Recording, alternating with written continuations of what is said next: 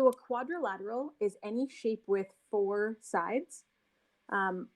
You can set it up in a bunch of different ways, and that's what this whole lesson is about. What are the different types of quadrilaterals, and how do we know which one is which? Not just by looking, but like the proper math part of it. So the first shape that you should recognize as a quadrilateral is a square. And here are the basic properties of squares. We know that all sides are equal in length. And the way that we show that on a diagram of a quadrilateral would be to have these little dashed lines.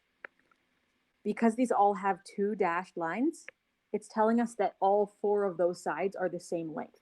So that's how we would show it geometrically on that shape. The next thing is that you need to know that in a square, the sides meet at 90-degree angles.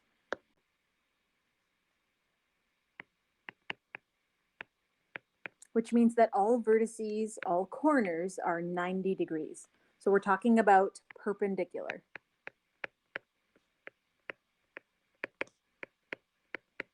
Now this all links in back with our analytic geometry unit because we can prove things are perpendicular when we figure out the slopes. So if the slopes are negative reciprocals, then we know that they are 90 degrees.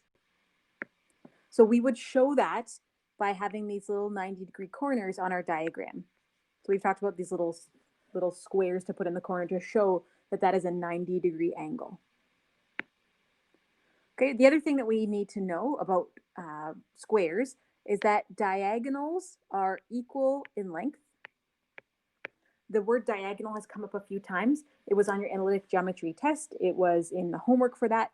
And a diagonal just means I'm going to join opposite corners. So diagonal, right? It's kind of like if you're at an intersection, you're going to walk diagonally across the intersection, means you walk right through the middle of it.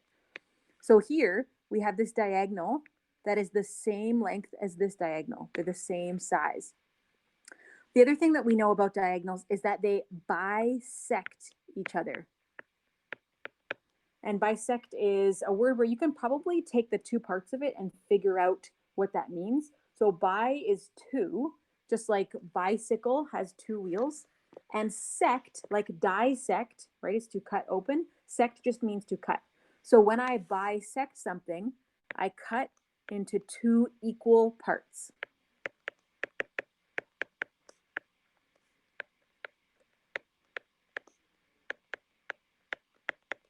And so the way we show that on the diagram is that we have this and this and this and this all having that same dashed line with just one of them. So that means that all of the things with just one dashed line are the same length. So this whole thing is 2 of these. Okay, so that's the same as this one, which is 2 of these. But where they cross, where they cut each other, is exactly the same all the way around. So one thing that's true about rectangles is, again, the sides still meet at 90 degrees. So that means that all corners also have a 90-degree angle. So can you show that geometrically with the proper format and symbols by drawing the 4 corners in? So the sides meet at 90 degrees. That's how we show it. The other thing that we need to know or remember is that opposite sides are equal in length. So again, we need to use little dashed lines through the length to show that it's the same. I'm going to put 2 here in this one and 2 here in that one because the ones that are across or opposite, they're the same. When I go to the other side, those 2 are the same length. So I'm going to use a different number of dashes just to show that now those 2 are the same. So these are the same length because I use the same symbol. And these are the same length because I use the same symbol. And again, we're going to have the diagonals being equal in length. So can you please break out your ruler? And we're going to draw some diagonals in. So I'm just going to line up my ruler so that my 2 corners are lined up. Connect them with a new line.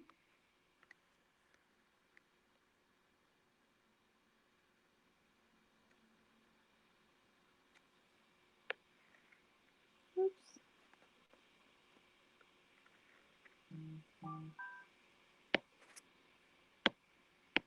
And then I'm going to show that my diagonals are equal in length. So that means that this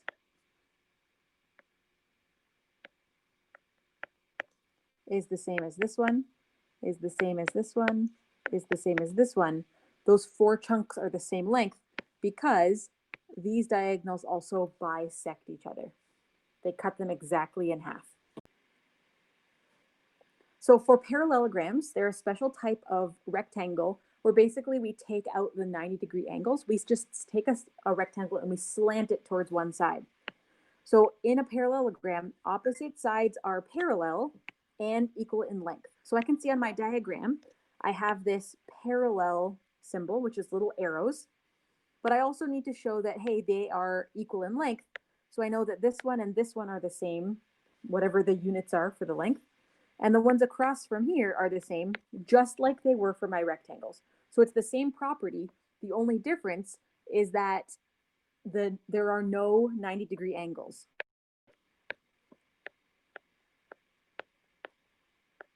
Or corners.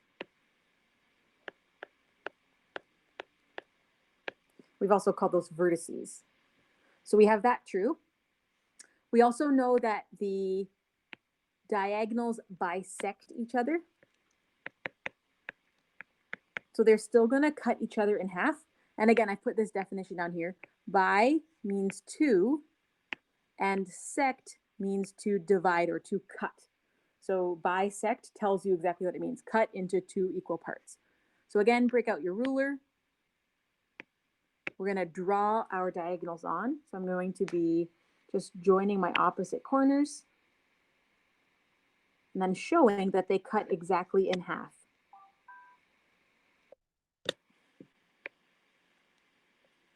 Oh, that wasn't a great line up there. Sometimes this is easier on paper for real. Okay, there's one.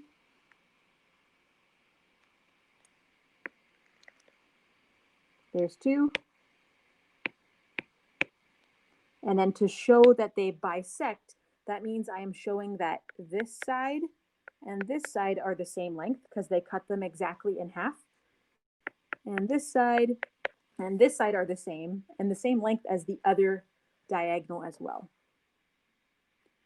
The last thing that's true about parallelograms that you need to know is that opposite angles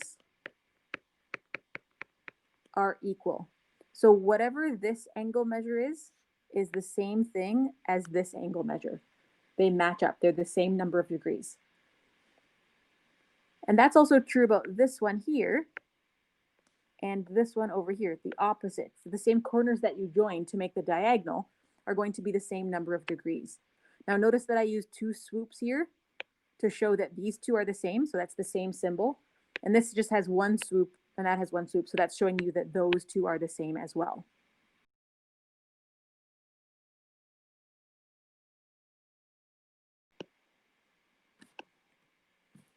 So in a rhombus, all sides are equal in length.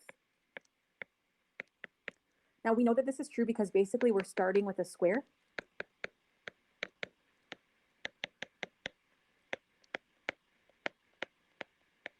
And then we just take it and we slant it.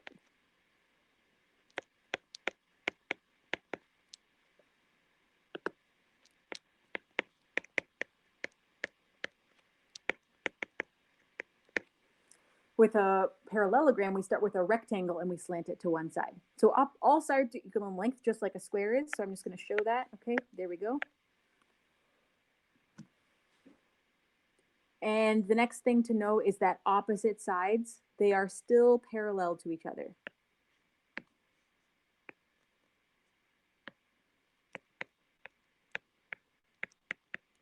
So we can show that by putting our little arrows in. Those 2 sides are parallel. That means if I extend them forever, they will never ever cross. And this side is parallel to that side. I have to use a different number of arrows to show which ones match together. So these have 2, these have 2. That means these 2 lines are parallel. If I put 1 on all of them, that would be obviously untrue because they definitely cross right at the corners. So this and this is parallel, this and this is parallel. Something that's a little bit new, which is kind of fun, but it's also true for rectangles and squares, is that the diagonals bisect each other at 90 degrees. Sorry, I was thinking of the wrong one. This is just true for the rhombuses. okay?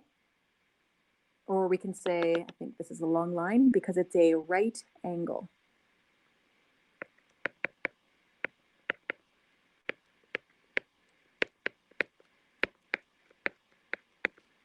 So again, get out your ruler. Enjoy lining up your corners again.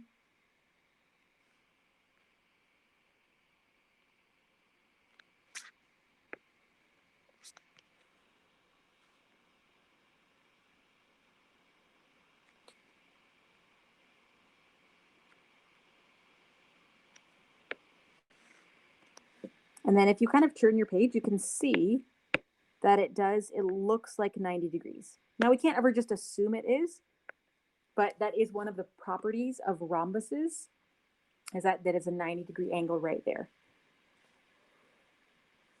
This is the new part that I was going to tell you about. The diagonals bisect the vertex angles. And the word bisect means exactly the same thing here, which means cut into two equal parts. So that means that in one of these corners, the diagonals have sliced that angle here into two equal chunks. So this side, this kind of corner of the triangle here, is the same size as this one.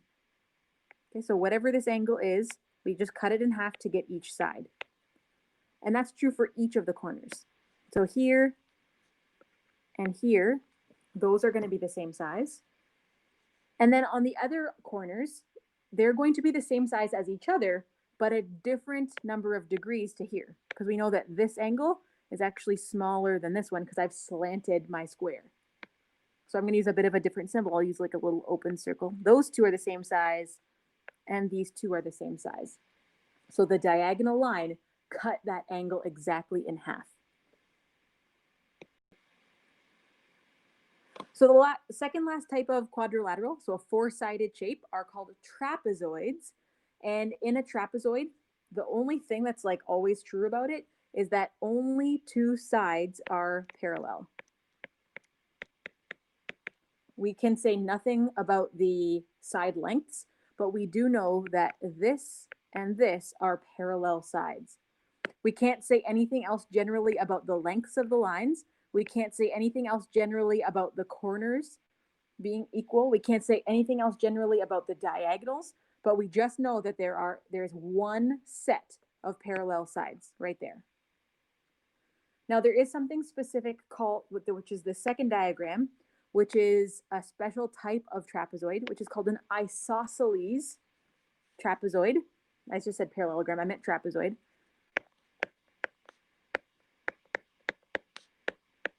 Now that's a fun word to spell, but here it is with me. Isosceles,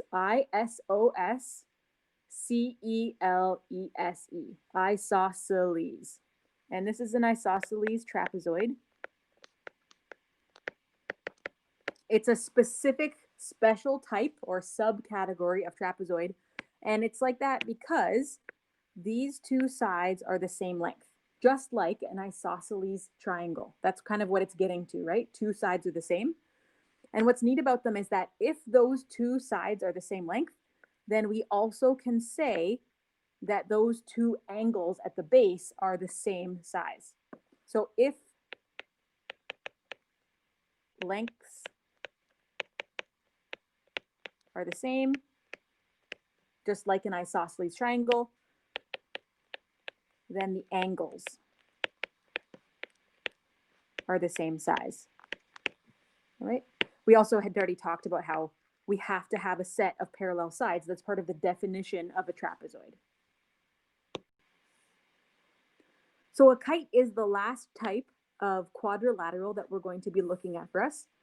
What you need to know about kites, these are like the definition, the properties of it. We have two pairs of adjacent sides, ADJ, ACENT. It's a fancy word for saying beside, and we use it lots in math for triangles. So you're going to learn about those next year.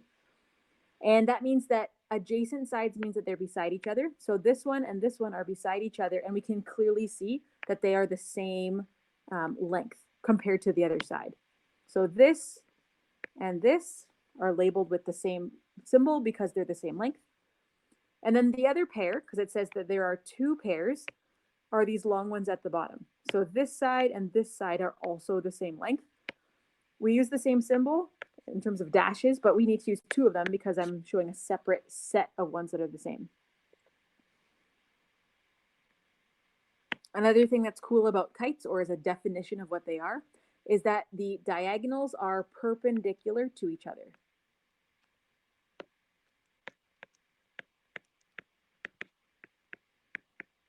That means that they meet at a 90-degree angle. So get out your ruler again. Can you please draw the diagonals in and then show that they're 90 degrees by adding the correct symbol? So there are my two diagonals, and they meet at a 90-degree angle.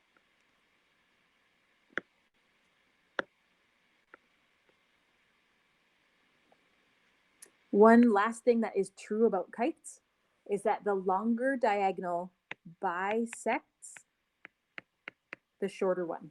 So you can clearly see when you look at this that this end here is way longer than this top part. So this diagonal is not bisected. It's not cut equally into two parts because clearly this is longer. However, this one is bisected. So this and this are equal lengths because the other diagonal cuts that one directly in half. So the last thing for this lesson is to go over 4 key terms that you need to know about triangles. These terms will be important for when we're drawing extra lines and stuff, and then we're going to do it, you're going to look at it again in grade 10. The first one you need to know is called a midpoint, and the word of it exactly tells you what it is. Mid means it's in the middle, and point is a specific spot. So it's a point that divides a line segment into 2 equal parts. So the way that I would show this is on my line, okay, on my triangle. I can do it on any side that I want. I'm just going to show it on this side here, but just so you know, you can equally find the midpoint of this line and find the midpoint of that line just as easily. So there are actually 3 midpoints in this triangle because there are 3 sides. And I could also find the midpoint of a quadrilateral side. It just means the point in the middle. So here's what it looks like. I would have a spot here, and I'm just going to label it M for midpoint. And if that is the midpoint, then that means that it bisects the 2 sides, right? Half of it is on one side and the equal half is on the other side. That's it. Midpoint is the spot in the middle. The next one is a median. And this is a line segment. So it's not a point anymore, like a coordinate point. It's actually just a new line that connects 2 parts, okay? It connects the vertex, so one of the corners, to the midpoint of the opposite side. Okay, that sounds fancy, but let's just follow it slowly. So I know that I have a midpoint to the opposite side. So I'm going to just pick this side. Again, I can draw this on any of the 3 sides. It doesn't matter. This is going to be my midpoint. Okay, there it is. And if that's a midpoint, then that means that this side and this side are equal, right? That point is directly in the middle. And then all I'm going to do is draw a new line. So it's a line segment that joins the midpoint. Okay, there it is, to the vertex of the triangle on the opposite side. So I'm just going to connect this and this corner. That's it. A median connects a midpoint and the opposite corner. So I drew a new line, a line segment that joined the midpoint of one side to the opposite corner, and that line is called a median.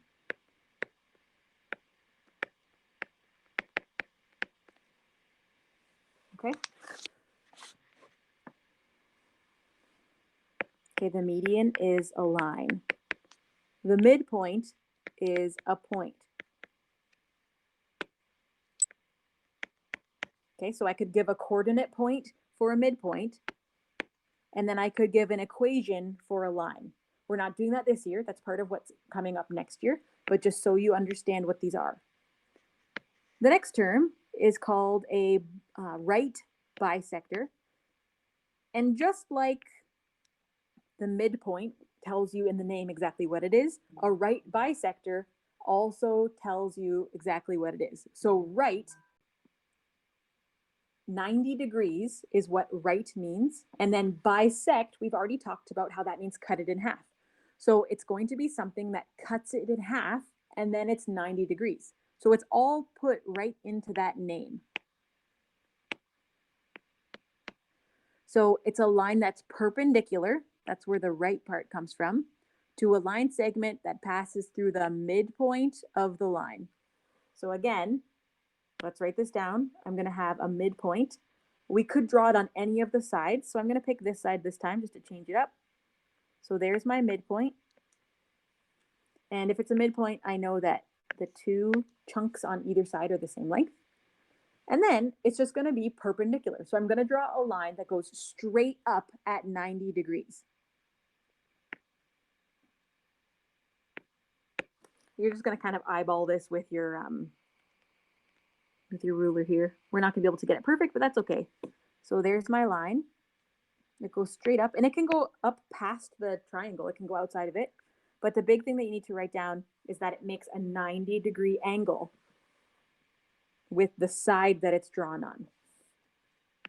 So firstly, I found my midpoint, and then I just drew a line straight up. That was right, 90 degrees. So bisect means the point cuts this in half, and then the right part means it's 90 degrees. It's straight up from there. So that's what a right bisector is. And the last term is called a mid-segment. So a segment, okay, it's going to be a line segment, so it's something new. And it's a line that connects midpoints of two adjacent sides. So sides that are beside each other. So it could be these two, it could be this one and this one. Any two sides beside each other. We just get two midpoints. Let's draw those in. I'm going to pick the top two lines just for fun. So let's say this one and this one. Normally you would find out that it's exactly in the middle. And I'm going to connect the dots. Okay, so I'm just going to join them to make a line segment. This one you don't draw outside of the triangle. We just keep it to join those 2 points because it's a line segment. Okay, so there we go. There's a line segment that joins two midpoints.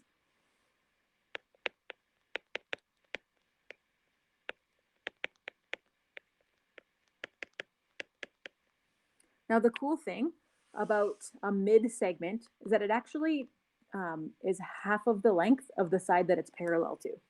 That sounded really complicated, but here's the deal. If it's a mid-segment or a midpoint, then this and this are the same length, and this are the same length, because it's just in the middle, those points. But what's cool is that this line, let's call this point C and D, and then this can be triangle like A, B, and C.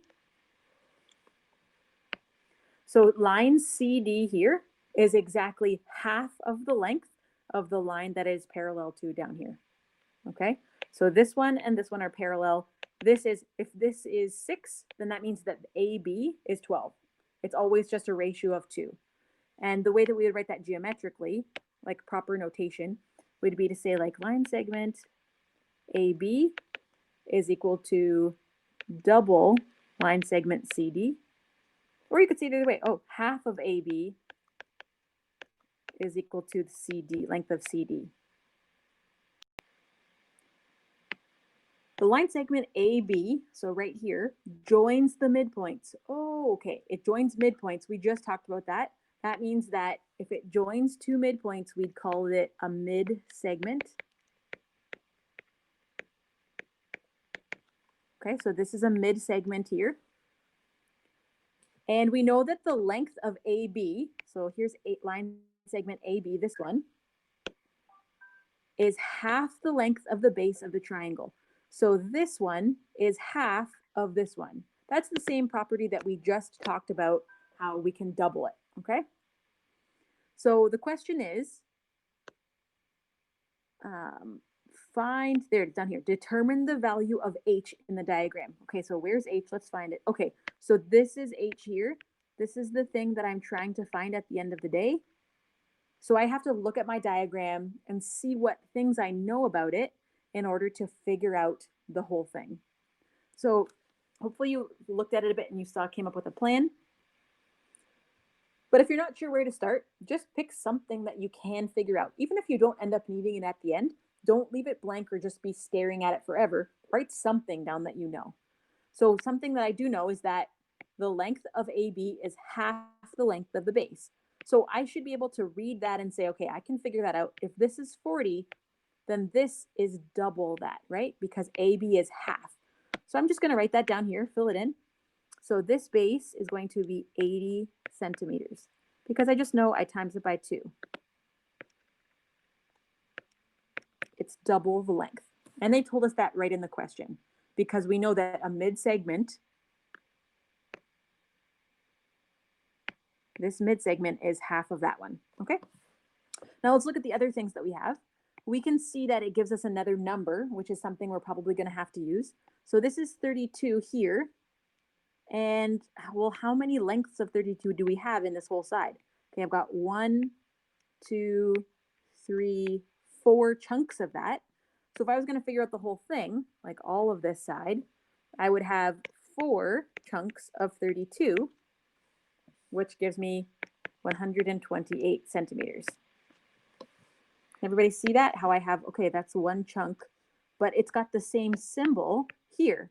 So this was 2 lines, that's 2 lines too. That means that's the same length. That's the whole point of this little symbol. And one here and one here. So I have 4 of them. So I know that that's 48. I know that this is 80. And now I'm just missing this tall H side. Well, hopefully you've noticed that this is a right angled triangle. So with a right angled triangle, I have a really nice tool to use, which is called the Pythagorean theorem, which I know is your favorite thing ever. A squared plus B squared equals C squared. So in this case, we're trying to find one of the side lengths that is not the hypotenuse. The only thing that matters where you plug it in is our C, which has to be the hypotenuse.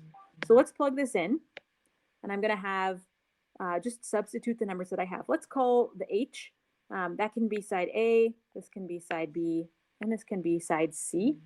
It's exactly, like you chose except for C. So A was called H in the diagram, H squared. B was called 80 in the diagram, so I keep my 80 squared. And the C was 128, and I keep my squared, because I was just substituting, right? I replaced my letter C with my value, and the squared stayed with it. So now I'm just going to rearrange this guy. You've practiced this tons of times. H squared is equal to 128 squared minus 80 squared. Now you can turn those into the big numbers, like do the squaring, but they're going to be big. So I'm just going to leave it and do it in my calculator at the end. And then finally, to find my hypotenuse, I need to take the square root of the opposite side, because that's how I do the opposite operation to a square, is to square root it on the other side. I don't need to show a square root here and a 2 and cancel them out. I'm just going to show the opposite thing in my next step. So can you please use your calculator and type it in so that it looks exactly like this? And then tell me what you get. So I leave my unrounded number here once I type that in, but in my final answer, I want to make sure that however many decimal places are here match what the question gave me. So these are whole numbers, no decimal places. So I'm going to round this to the nearest whole number, which is 100, and then I must also use units if they gave me units. Your homework for this lesson, for these particular questions, is section 7.5, which is page 414, and then just 3 questions, number 4, 6, and 7. And there are also a set of homework questions that are posted on the website to go along with the quadrilateral stuff. So I think in total it's 6 questions that you need to finish. So take a look there to see what you need to get done. Please email me if you have any questions.